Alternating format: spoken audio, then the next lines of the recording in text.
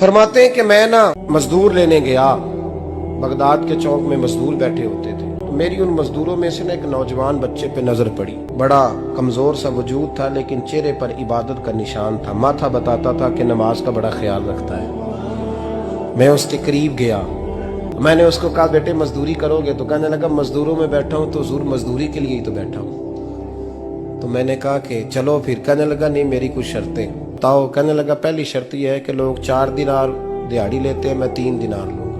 मैंने कहा यार बे तो बड़ी बेहतरीन है, बाकी भी इस तरह की रख ले। उसने कहा हुजूर दूसरी शर्त यह है कि मैं आपकी मुकम्मल बात मानूंगा, लेकिन जब अजान हो जाएगी फिर आपकी नहीं सुनूंगा। तीसरी बात उसने ये की कि हुजूर मैं आपके घर में काम करूंगा पर आपके किसी सवाल का जवाब नहीं दूंगा।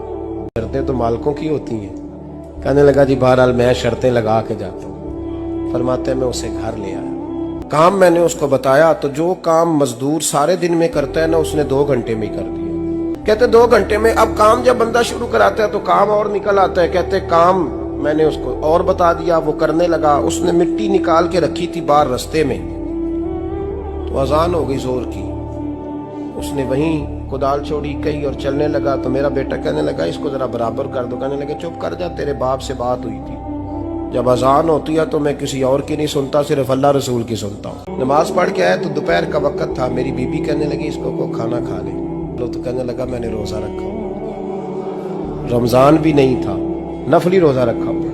मैंने 3 दिनार दिए। तो मैंने कहा तेरा नाम क्या है? कहने लगा मैंने आपसे कहा था मैं किसी सवाल का जवाब नहीं दूंगा। अगले दिन मैं फिर लेने गया उसे, काम कुछ और निकल आए। तो लोगों ने बताया वो सिर्फ हफ्ते वाले दिन आता है। मैंने कहा क्यों? कहने लगे जी वो कहता है मेरा हफ्ते का खर्चा 3 दिनार है, जब 3 दिनार कमा लेता हूँ तो बाकी सारा टाइम अल्लाह रसूल की जिक्र में गुजार दिया करता हूँ।